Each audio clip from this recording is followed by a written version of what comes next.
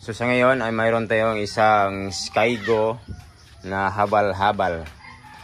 So ang nangyari po dito, ang pinaka main issue niya ay yan po, namamuntok ang kanyang ilaw, pumuputok ang kanyang battery.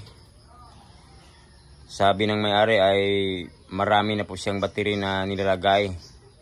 Ayun, pumuputok pa rin, lumulubo, tapos pagpatakbo ay bigla na lang sumasabog, pumuputok ka dahil yung kanyang battery ay nag-expand na. Buntis na buntis ang kanyang battery. So ang pinaka problema na to, tingnan natin ang step by step. Tingnan natin dito sa kanyang bandang stator kung okay na ba siya. Tingnan natin ang kanyang voltage regulator. Tapos tingnan natin ang kanyang susian. Kasi itong Skygo po ay easy operated siya sa kanyang ignition system. Tapos floated na po ang kanyang stator, meaning full wave na po siya, mga kagrasa. Tapos full wave po ang kanyang regulator, rectifier. So tingnan natin dito kung ano ba ang pinaka problema nito. Kasi kadalasan dito ay voltage regulator o mayroon bang problema sa kanyang connection o sa kanyang susian ba. Kasi iba po itong full wave na regulator. Tingnan natin kung anong klaseng full wave regulator ba. Yun bang separate ang kanyang para sa ilaw, o yun ba po ang yung may itim na kulay ba, yung 5 wires. Tingnan po natin, mga kagrasa. So bakasin natin itong tangke. So i-check natin pamagitan ng iting test light at gamit tayo ng battery. Kasi kadalasan sa mga liblib na mga lugar ay wala po silang tester at hindi po marunong gumagamit ng tester. So i-check natin sa pagitan ng ating test light gamit tayo ng battery. Kasi ito po ay wala na po siyang battery, mga kagrasa. So yan, wala na po siyang battery. Hindi na nila nalagyan kasi yun po nga ang issue ay pumuputok daw, lumulubo, tapos yun po hanggang sa pumuputok na. Ito po ay wala na po siyang ilaw, lahat nagputukan na ang kanyang lahat ng mga ilaw. So lagyan mo natin ng battery para malaman natin ang kanyang charging system kung lalagpas ba siya ng 15 to 16 to 18. Kasi pag ganon, pag grip natin, pag pandarin natin, pag lumalagpas na sa required ng voltahe, yun talaga, lumulubo na. Tingnan natin kung kanyang voltage regulator rectifier ay yun po ba, nakapag-convert pa ba siya ng AC volts to DC volts galing dito sa ating stator, convert niya ng AC to DC bago pa mag-charge ng ating battery. So yun po ang kadalasang mangyari, kaya lumulubo ang ating battery, nag-overcharge kasi AC na po ang pupunta sa ating battery pag nasira ang ating voltage regulator. So tingnan natin, mga kagrasa, baklasin natin tapos lagyan natin ng battery. So yun po, ito na po, natapos na po natin nalagay ang battery. So ngayon pandarin natin, i-check natin muna ng multitester kung ilan ba po ang kanyang voltahe na nagcha-charge. Tingnan natin kung 12 to 13 to 14 naman po siya, o lumalagpas po siya ng 15 to 16 to 20. Kasi pag ganon ay yun po talagang mangyari, pumuputok yan ang battery, lumulubo yan. So pandarin natin.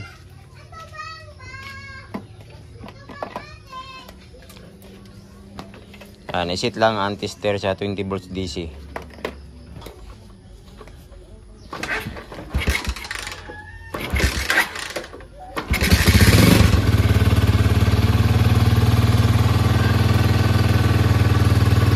So tingnan natin, positive, red, negative, black probe ng tester. Now, observe the volts. So yan, 16 to 17. Grip natin ng konti. Yan, maabot siya ng 18. So i-off muna natin. So sa nakita natin sa voltahe ng ating multitester ay yan, maabot na siya ng 17 to 18. Pag i-rev natin ng tuda ay possible na mag-akyat po ang kanyang voltahe hanggang sa 20 to yun po, yung 20 to pataas. So sa ganong sistema ay talagang puputok yan ang battery, lumulubo kasi yun po, So hindi muna tayo papalit ng voltage regulator, i-check muna natin ang test light kung okay na ba siya. Ibahagi natin sa inyo kung ano ba ang kaibahan ng voltage regulator ng hindi na yung nagka-short ba o mayroon ba pong hindi na po siya mga grasa, mayroon na po putol sa ilalim. So i-check natin ang test light, ang kanyang voltage regulator at ang kanyang susian, kasi minsan ang susian po ang magka-problema, kasi yan po baklasin natin. Kasi may mga voltage regulator po na yung may mga 5 wires, yung may kulay na itim, ay yun po. Minsan pag maputol pag masira ang susian, pag wala na pong connection ang black wire dito, yun po, mayroon siyang black wire. So yun po, itong black wire, ito po nagkontrol ng voltahe. So pag naputol ang connection ng ating susian, yung galing sa ating battery, yung red, at pag unatin makakunik ang black, pag sira po ang ating susian, ayun po talaga, wala na pong control ng ating voltage regulator. Yun po ay lumalakas po ang kanyang voltahe na ibabato dito sa ating battery. So tingnan naman natin mga grasa, kung check natin ang ating test light, ating voltage regulator. So natin ang kaibahan dito sa maayos na voltage regulator at sa yung hindi na magandang yung voltage regulator. So dito tayo i-clip sa battery. Yan po, yung negative ng battery. Try natin. Yan, umiilaw siya. Ating test light.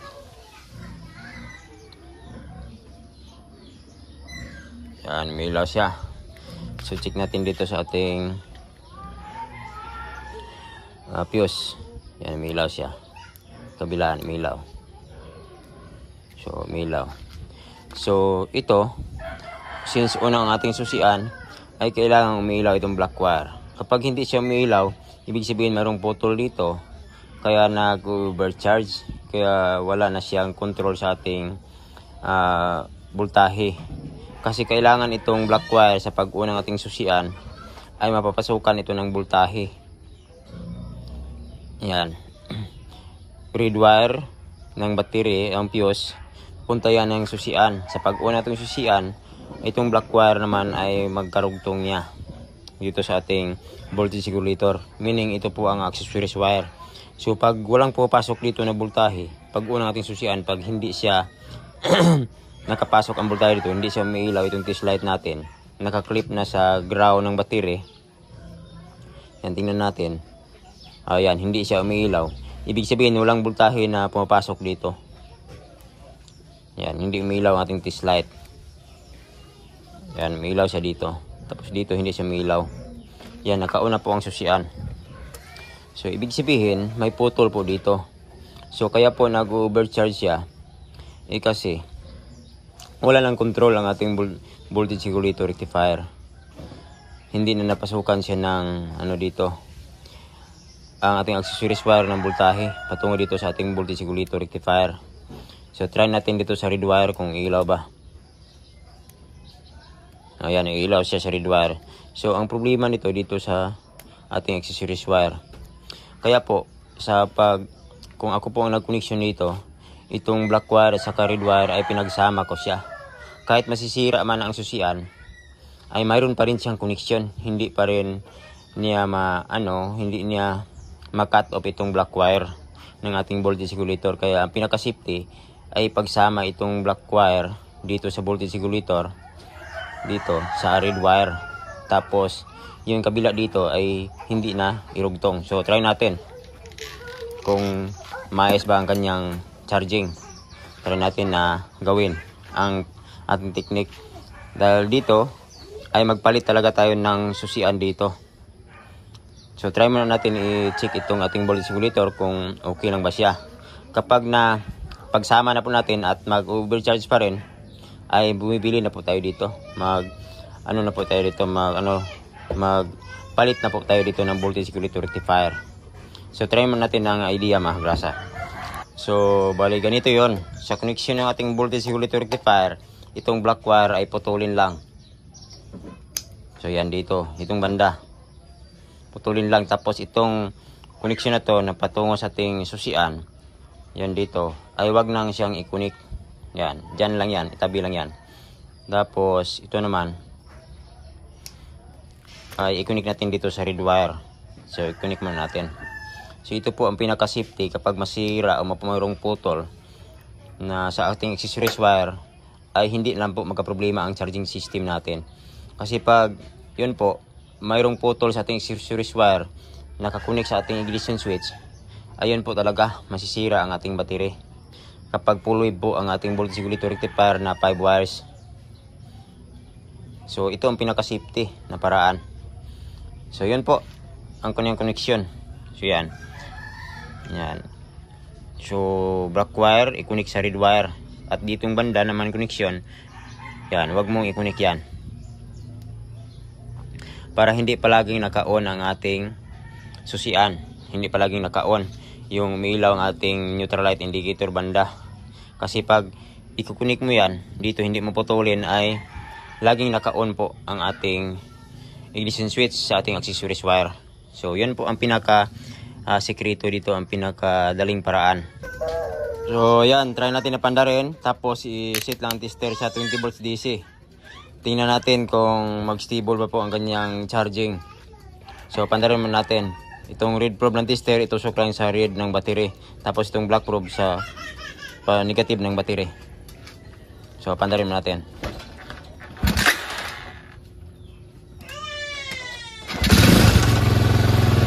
Ayan. Observe natin ang voltahe. Kung mag-stable ba siya. Ayan. Try natin na i-rip. Nasa 14 siya.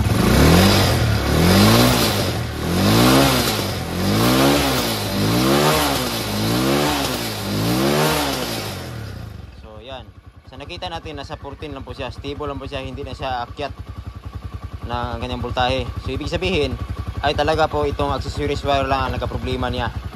Nagkaputol po itong sa galing sa ating ignition switch. So wala po siyang voltahe na papasok sa pag-on nating susian. Kaya po nagka-problema ang ating charging system niya. Wala na pong control sa pagbato ng voltahe patungo dito sa ating battery. Kaya lumalagpas po siya, tumataas na pong masyado ang kanyang voltahe, mga grasa. Kaya yun po, magpalit tayo ng ignition switch at i-fix natin ang kanyang mga ilaw. At tapos mga grasa, no, ay huwag kayong aalis sa ating video kasi mayroon pa po tayong isi-share sa inyo na kung paano ba natin i-check ang ating bad regulator at saka good regulator. So yan, naglagay na tayo ng wire dito. Ito po ang kanyang negative at ito naman ay positive. So yan po. So bago natin i-check ang dalawang kaibahan ng voltage regulator sa sira at sa hindi, ito po ay sira at ito naman ay okay. So pinilitan nila, hindi nila alam kung okay ba o hindi. So ito ay tulad lang siya. Yan, magkatulad lang, 5 wires. Magkaiba lang po ang kanyang brand. Ito po ay Lihua, itong ginagamit ng motor. So ito po ay ibang brand po siya. So magkaparehas lang, 5 wires lang po siya. So mayroong black wire. So tingnan natin ang kaibahan dito. Nahulog. So bago natin i-check ay yun po, alamin natin ang connection, no. So itong orange ay ito po ang yung galing sa pinaka charging coil natin. Itong pink, minsan ito ay kulay puti ito sa ibang regulator. So itong yellow naman ay ito po ay galing yun sa ating stator rin. So floated po siya, wala po siyang ground, full wave. So green, connection ng voltage regulator ay ground. So black wire, accessories wire po siya, yung ating pinutol galing sa ating susian.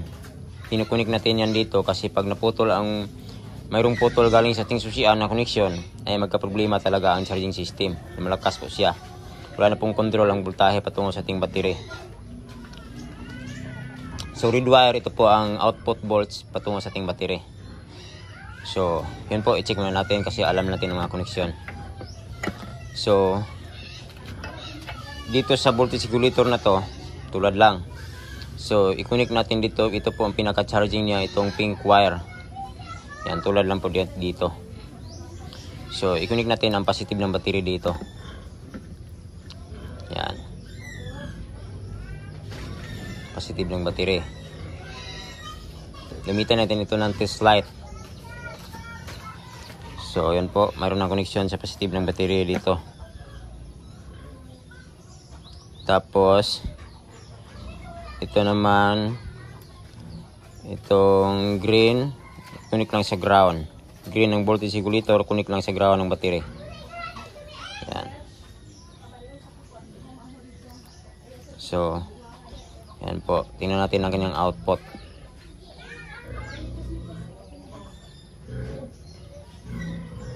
So, ang test light natin ay clip natin dito sa battery.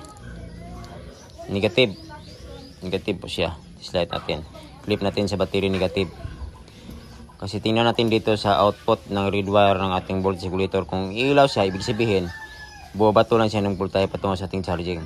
So, yan. May ilaw po siya. Yan. Ibig sabihin, ay okay po ang voltage regulator na to. Yan. Pag umilaw dito, kailangan hindi siya umilaw dito sa yellow wire at saka sa black wire. Yan. Yan, hindi siya umilaw. Kasi pag umilaw ay nagka-short na talaga. So pag umilaw, sira na rin. Yan. Dito lang sa red wire ang ilaw. Kailangan ilaw. So yan. So kailangan hindi ilaw sa black at sa yellow. Sa red lang. So, yan po ang pag-check ng ayos na regulator. Sa pamagitan ng test light. Kasi doon sa mga liblib na lugar o yung mga baguhan pa lang ay hindi pa marunong magamit ng multitester. So, ito po ay sira. So, tingnan natin. Connect natin dito sa orange dito sa pink wire. So, i-connect lang itong pink wire natin dito sa ating positive ng ating battery. So, yun lang po. I-connect lang. Then, ito namang galing sa negative ng battery. Try natin i-connect kung ano mangyari dito. So, tingnan. Yan, nag-spark po siya. O, tingnan o. Umuusok. Tapos, nag-spark. Hindi siya tuloy ma-connect. Itong sa ating voltage regulator. Mag-spark po ito. Ito po ay sira. So, tingnan po ulit. So, tingnan po o. Yan, mag-spark po siya. Kapag dikit-dikit natin. So, yan. Yan po. Nag-spark. Umuusok. So, ito po ay sira na po siya mga grasa. Itong voltage regulator na to. So, yun po. Ito po ay sira na. So, tapos i-check natin ating connection ng ating stator. Bunutin natin itong ating socket. So, yun po. Sa pag-check natin stator, itong positive ng battery, ay itusok natin dito sa socket. Either itong dalawang kulay. Itong yellow at saka itong pink wire sa ating galing sa ating stator. So pwede na po magkabaliktad dito sa connection. So itusok natin itong galing sa ating positive ng battery either dito sa yellow wire o dito sa pink wire. So yun po. Kahit saan po dito sa dalawa. So itusok natin dito sa ating yellow wire. So itusok natin. Tapos itis natin ang test light. So, yan. Dito pong socket na yan. So, itusok natin. Tapos, itong clip natin sa ating test light ay dito yan sa negative ng battery. So, itusok natin dito sa pink wire. Pag umilaw, ibig sabihin na okay po ang ating winding doon sa ilalim. Ating full wave. Yan. Umilaw ang ating test light. So, pag dito sa chassis naman, yan po, umilaw dito. Pag dito naman sa chassis natin ididikit, kailangan hindi siya ilaw. Kapag umilaw, ibig sabihin nakasayad na sa ground, naka-ground na po. Ibig sabihin isira na po ang ating winding sa ating stator sa ilalim. So dito yan ay kailangan umilaw. So yan po. So kapag umilaw dito ay sira na. Yan, hindi siya umilaw. Ibig sabihin ay okay po ang ating stator, buong buo po siya. Dahil hindi po siya umilaw. So, dito, kailangan umilaw yan. So, yan. Ibig sabihin, ay okay po, buong buo po siya. Kailangan hindi ilaw dito. Yan, hindi siya ilaw. So, yun po. 100% na okay ang ating stator dito, ang ating winding coil sa ilalim. So ilaw siya dito. So yun po mga grasa, no, sa pagtest ng ating stator. At sana mayroon kang natutunan sa ating mga video ginagawa. Magpalit tayo ng susian dito sa motor na to at i-fix natin ang kanyang mga ilaw. So yun po, sa accessories wire lang po ang pinaka problema niya, yung galing sa susian, yung black wire po patungo sa ating voltage regulator ang motor na to. Ito po ang dahilan kung bakit kumulobo ang mayang battery. Thanks for watching Greg Chan po mga grasa.